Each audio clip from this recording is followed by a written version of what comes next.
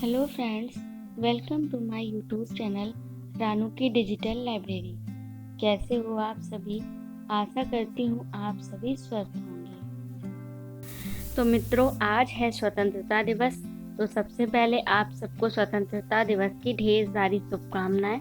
और आज स्वतंत्रता दिवस के अवसर पर मैं जो कहानी लेकर आई हूँ वो कहानी भारत पाकिस्तान के विभाजन के समय की कहानी है, जिसका शीर्षक भी है पार्टीशन और जिसको लिखा है लेखक स्वयं प्रकाश जी ने। तो आइए शुरू करते हैं आज की कहानी पार्टीशन। आप कुर्बान भाई को नहीं जानते। कुर्बान भाई इस कस्बे के सबसे शानदार शख्स हैं। कस्बे का दिल है।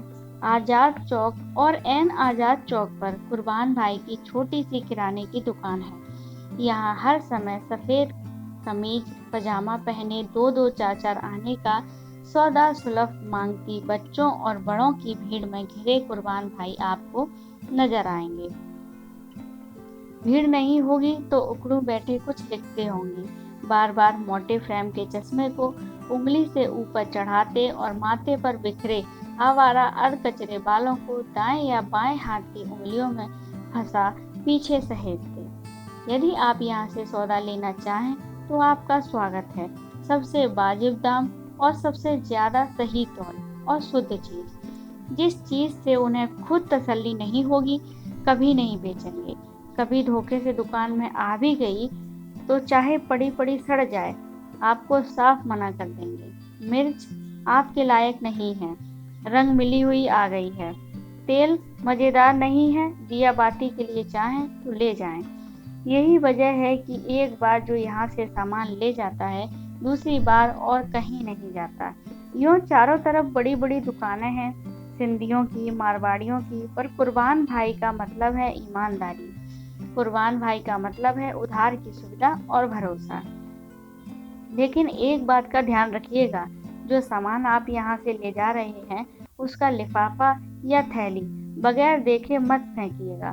मुमकिन है उस पर कोई खुददार या खूंखार शेर लिखा हो। न जाने कितने लोग उनसे कह कह कर हार गए कि गले में एक कापी रख लें और शेर होते ही फौरन उसमें दर्ज कर लें। कुर्बान भाई सुनते हैं, सहमत भी हो जाते हैं, जो चीजें खो गई हैं उन पर दुखी भी हो जाते हैं, पर करते वही हैं। मेरा भी इस शानदार आदमी से इसी तरह परिचय हुआ। दफ्तर से लौटते हुए कुर्बान भाई की दुकान से कोई चीज लेकर घर आया। लिफाफे पर लिखा था, फफत पासे वफादारी है वरना कुछ नहीं मुश्किल, बुझा सकता हूँ अंगारे अभी आंखों में पानी है। और यह आदमी आज भी चार चार आने के सौदे तोल रहा है, और क्यों तोल रहा है इसकी भी एक कहानी है।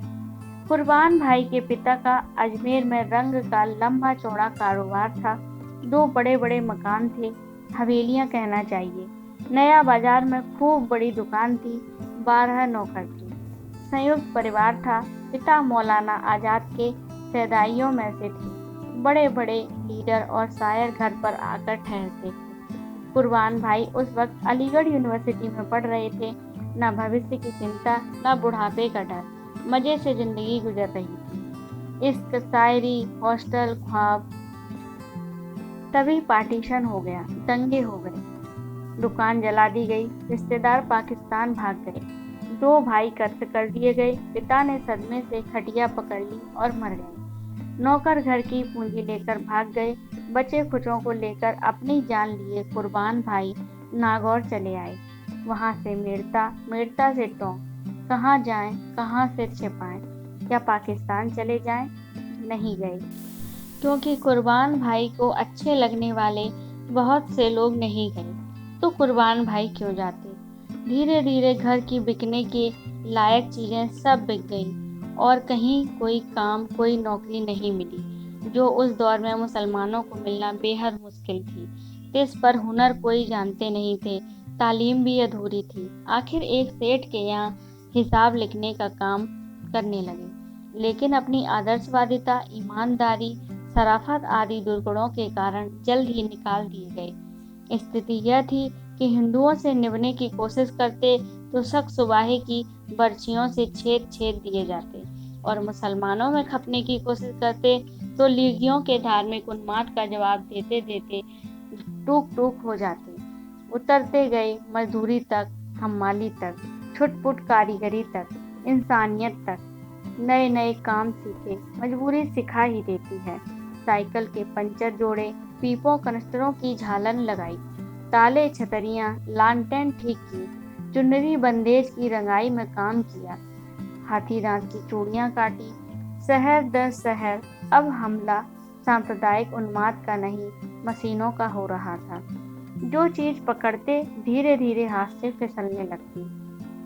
धक्के खाते पाते पता नहीं कब कैसे यहाँ इस कस्बे में आ गए और एक बुजुर्ग नमाजी मुसलमान से 50 रुपए उधार लेकर एक दिन यह दुकान खोल बैठे। कुछ पुड़ियों में दाल चावल, माचिस, बीड़ी सिगरेट, गोली चॉकलेट। क्या बताऊं, किस तरह बताऊं? एक आदमी के दर्द और संघर्ष की दास्तान का सिर्फ अपनी सुविधा के लिए चंद लफ्जों में निपटा देना न सिर्फ ज्यादती है बल्कि उस संघर्ष का अपमान, उसका मजाक उड़ाने जैसा भी है। पर क्या करूं, कहानी जो कहने जा रहा हूं दूसरी है। दुकान के जरा जमते ही कुर्बान भाई ने अखबार खरीदना और पत्रिकाएं मंगाना शुरू कर दिया। ठिया हो गया, मतलब रहने का ठिकाना हो गया। पहनने को 2 जोड़ी कपड़े हो गए, रोटेशन चल गया। ग्राहकी जम गई तो आगे ख्वाहिशें कौन सी थी। बच्चे कोई जिए नहीं थे, शौक मौज और सैर सपाटा भूल ही चुके थे। मियाँ बीवी 2 जनों के लिए अल्लाह का दिया बहुत था, पत्रिकाएं क्यों न मंगाते। और उस समय कोई पत्रिका आती तो बुक पोस्ट हुई या बीपी, उसे लेने कुर्बान भाई खुद पोस्ट ऑफिस पहुंच जाते। पत्रिका को बड़े जतन से संभाल कर रखते और उसका पन्ना पन्ना हर्फ हर्फ चाट जाते। कई बार जैसे किसी भूखे प्यासे को 56 भोग मिल गए हों। अदब से अब भी इसी तरह मोहब्बत करते हैं। पत्रिकाएं मंगाकर खरीद कर पढ़ते हैं और उनकी फाइल हिफाजत से रखते हैं। इसी सिलसिले में उनके संस्कार बोलने लगे। लोगों ने देखा यह शख्स कभी झूठ नहीं बोलता, ठगी 420 नहीं करता, कम नहीं तौलता, अबे तबे नहीं करता, गंदे मजाक भी नहीं करता। अदब से बोलता है और आड़े वक्त पर हर एक के काम आता है। हर काम में इसके एक नफाजत संस्कारिता छलकती है। इसीलिए धीरे धीरे कस्बे में प्रतिष्ठित लोग उनको दुआ सलाम करने लगे। व्यापारियों के यहाँ शादी विवाह कुछ होता तो उनके कार्ड आने लगे।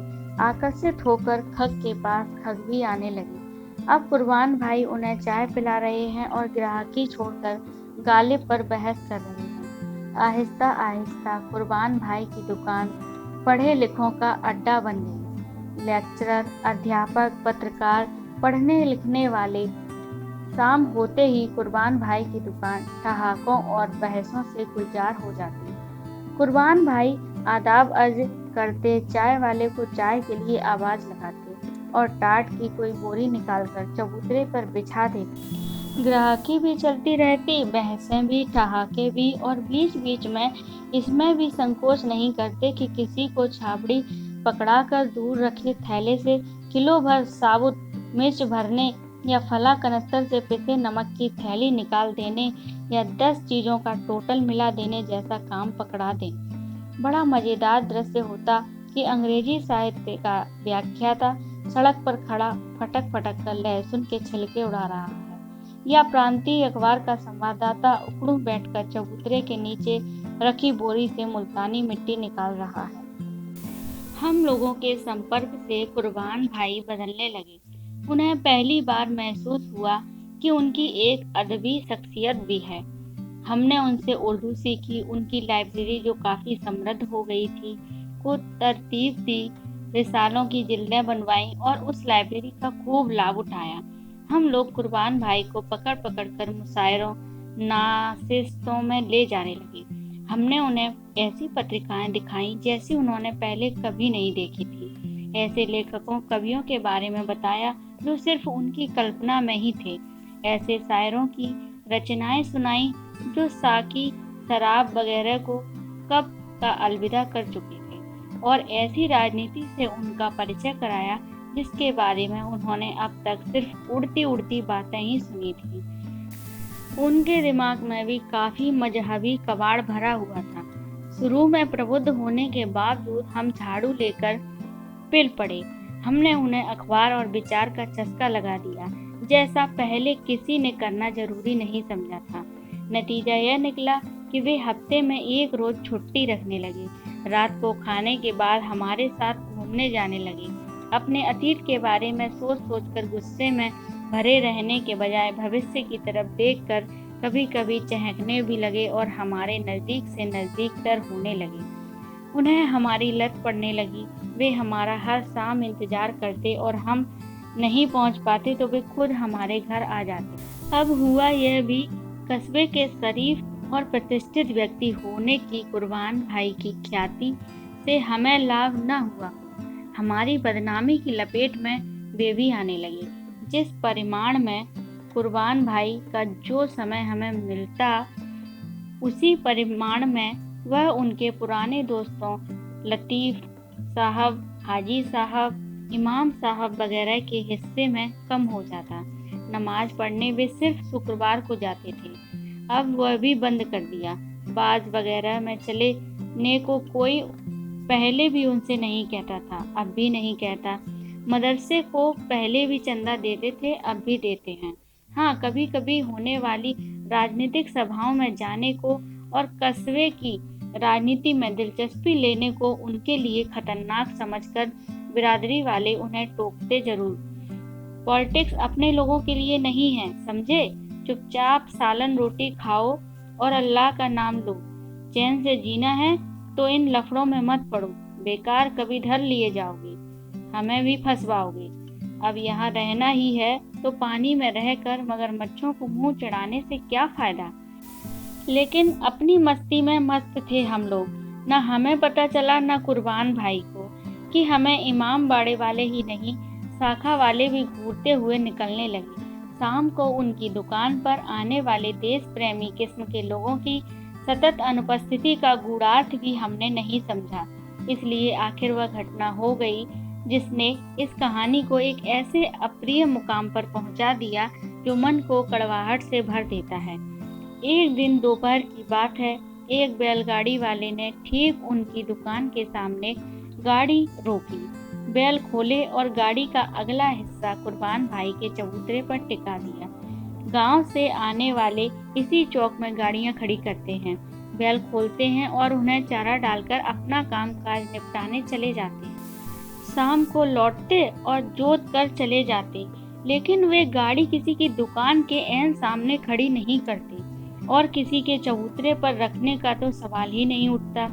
इस शख्स ने तो इस तरह गाड़ी खड़ी की कि अब कोई ग्राहक कुर्बान भाई की दुकान तक पहुंच ही नहीं सकता था, बल्कि वे खुद भी पड़ोसी के चबूतरे पर से हुए बिना नीचे नहीं उतर सकते थे। गाड़ी वाला वकील ऊपचंद का हाली था और कुर्बान भाई को मालूम था कि अभी वह गाड़ी खड़ी करके गया तो शाम को ही लौटेगा।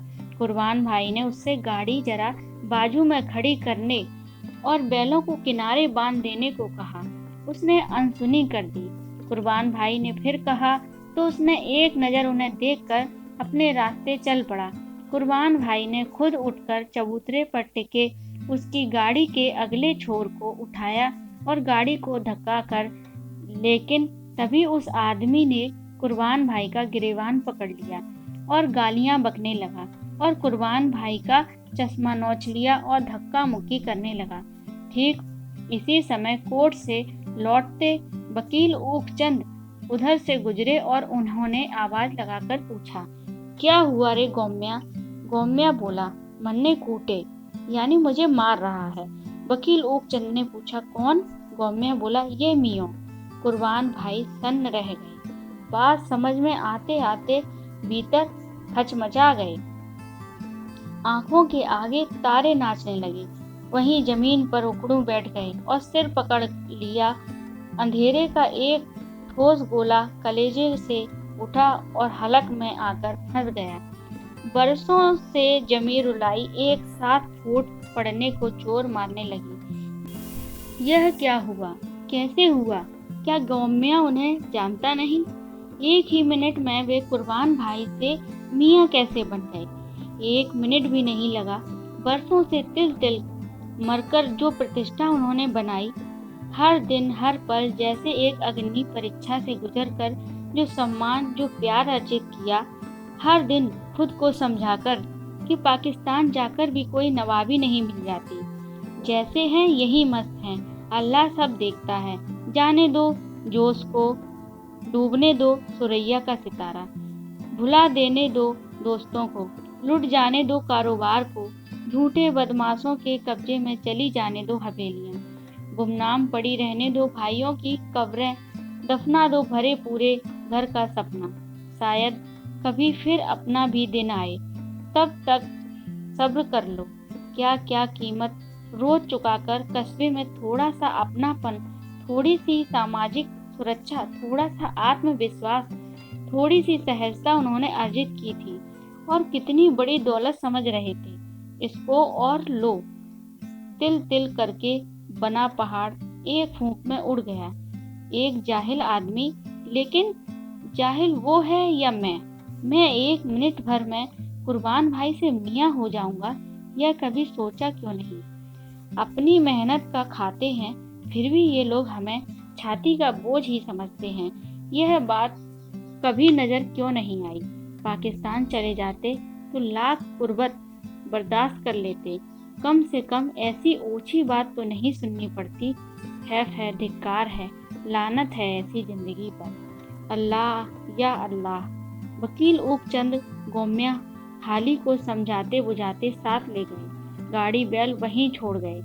अड़ोसियों पड़ोसियों ने कुर्बान भाई को संभाला, उनकी बत्ती से बिज गई और होठों के कोनों से झाग निकल रहे थे। लोगों ने गाड़ी बैल हटाए, कुर्बान भाई को चबूतरे पर लिटाया, हवा की, मुंह पर पानी के छींटे दिए, वकील ऊपचंद को गालियां दी, कुर्बान भाई को आश्वस्त करने का प्रयत्न किया। उन्हें क्या मालूम था कुर्बान भाई के भीतर क्या टूट गया, अभी अभी जिसे उन्होंने इतने बरसों से नहीं टूटने दिया था। अंदर की चोट दिखाई कहाँ देती है। लोग इकट्ठा होते गए, सारे कस्बे में खबर फैल गई, जिसको पता चलता गया आता गया। हम लोग भी पहुंच गए। अब 20 लोग थे और यह बदतमीजी चुपचाप बर्दाश्त करनी नहीं चाहिए, थाने में रपट लिखानी चाहिए। लिहाजा चला जुलूस थाने पर। रास्ते में किसी न किसी को कोई काम आता गया और एक एक करके सब जाते गए। थाने पहुंचते पहुंचते सिर्फ हम लोग रह गए कुर्बान भाई के साथ। थानेदार नहीं थे, अभी अभी मोटरसाइकिल लेकर कहीं निकल गए। मुंशी था, मुंशी ने रपट लिखने से साफ इनकार कर दिया। क्यों न करता, थानेदार के पास पहले ही वकील ऊपचंद का टेलीफोन आ चुका था। वकील ऊपचंद सत्ता पार्टी के जिला मंत्री थे। कुर्बान भाई कौन थे, हम लोग कौन थे। आधे घंटे तक हुज्जत और 1.5 घंटे तक थानेदार की प्रतीक्षा करने के बाद अपना सा मुंह लेकर लौट आए। शाम को फिर आएंगे। शाम को हम लोगों के सिवा दुकान पर कोई नहीं पहुंचा और हम लोगों के साथ थाने चलने को जरा सा भी उत्साह कुर्बान भाई ने नहीं दिखाया। दुकानदारी ने उन्हें जैसे एकदम व्यस्त कर लिया, जैसे हमसे बात करने का भी समय नहीं। एक अपराध बोध के तहत हम भी कुर्बान भाई से कटे कटे रहने लगे। हालांकि घटना इतनी बड़ी नहीं थी जिसे तूल दिया जाए। थानेदार तो क्या कोई भी होता, खुद पुलिस के चक्कर में पड़ने की बजाय जो हो गया उसे एक जाहिल आदमी की मूर्खता मानकर भूल जाने को तैयार हो जाता। पर हमें लग रहा था हमारे दोस्त पर हमला हुआ और हम कुछ नहीं कर सके, किसी काम नहीं आ सके। यह भी लग रहा था कि ज़्यादा उत्साह दिखाया तो कुर्बान भाई के लिए और मुसीबतें खड़ी हो जाएंगी, हम कुछ नहीं कर पाएंगे। यह भी लग रहा था कि जो हुआ उसमें पुलिस से हस्तक्षेप और सहायता की उम्मीद बेकार है। इसका मुकाबला राजनीतिक स्तर पर ही किया जा सकता है, जिसके लिए जल्दी से जल्दी अपनी शक्ति बढ़ानी चाहिए, 5 से 50 हो जाना चाहिए। लेकिन यह सब बहानेबाजी थी। यह सच है कि कुर्बान भाई को एकदम अकेला छोड़ दिया था। शायद हम उनकी तकलीफ को शेयर कर ही नहीं सकते थे, पर हमें कोशिश जरूर करनी चाहिए थी। कुर्बान भाई की दुकान पर कई दिन पहले का सा रंगतदार जमावड़ा नहीं हुआ। वह बुझे बुझे से रहते थे, बहुत कम बोलते थे और हमें देखते ही दुकानदारी में व्यस्त हो जाते थे। वे घुट रहे थे और घुल रहे थे, पर खुल नहीं रहे थे। हम उन्हें नहीं खोल पाए। एक दिन जब मैं पहुंचा, मेरी तरफ उनकी पीठ थी। किसी से कह रहे थे, आप क्या खाक हिस्ट्री पढ़ाते हैं? कह रहे हैं पार्टीशन हुआ था नहीं, हो रहा है, जारी है। और मुझे देखते ही चुप होकर काम में लग गए। इस कहानी का अंत अच्छा नहीं है। मैं चाहता हूँ कि आप उसे नहीं पढ़ें, और पढ़ें तो यह जरूर सोचें कि क्या इसका कोई और अंत हो सकता था, अच्छा अंत? अगर हाँ तो कैसे? बात बस यह बची है कि कई दिन बाद जब एक दोपहर मैं आजाद चौक से गुजर रहा था, जिसका नाम अब संजय चौक कर दिया गया था, और वह शुक्रवार का दिन था, मैंने देखा कि कुरबान भाई की दुकान के सामने लतीफ़ भाई खड़े हैं और कुरबान भाई दुकान में ताला लगा रहे हैं, और उन्होंने टोपी पहन रखी है, और फिर दोनों मस्जिद की तरफ चल दिए हैं। तो फ्रेंड्स, कैसी लगी आपको आज की ये कहानी? अगर पसंद आई है तो प्लीज़ वीडियो को लाइक करें, अपने फ्रेंड्स के साथ शेयर करें, और जो लोग मेरे चैनल पर पहली बार विजिट किए हैं वे चैनल को सब्सक्राइब भी करें। साथ ही बेल आइकन को प्रेस करके ऑल पर क्लिक कर दें, ताकि इस तरह की अन्य वीडियोस की नोटिफिकेशन सबसे पहले आपको मिल सके। धन्यवाद।